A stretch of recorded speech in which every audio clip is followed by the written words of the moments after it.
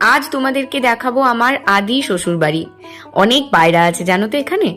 আসলে কি হয়েছে বলো তো, কাকু শ্বশুর তীর্থ করতে গিয়েছিল, দিয়ে কিছু মানুষের খাওয়ানোর আয়োজন করেছেন, তাই একদিনের জন্য এসেছি শ্বশুর বাড়ি।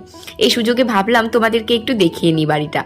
অনেক পুরনো বাড়ি জানো তো, এই রিসেন্ট রং করেছে। এখানে এখন জেঠু আর কাকু থাকে, রান্নার সমস্ত আয়োজন চলছে, জোর কদমে তরকারি কাটা চলছে। আর ওই দিকটাতে আছে জেঠিমা, জেঠিমাও তরকারি কাটছে, আর এই যে আমাদের ছোট মা, আর আমি আমার মেয়েকে নিয়ে ঘুরে বেড়াচ্ছি। আমার বরমশাইয়ের দাদুর বড় সিল্কের ব্যবসা ছিল, তখন কত মানুষের আনাগোনা, কত লোকজন খাওয়ানো, গম গম করতে বাড়ি। সবই যদিও আমার বরের কাছ থেকে শোনা, কত স্মৃতি আছে এই বাড়ির সাথে জড়িয়ে।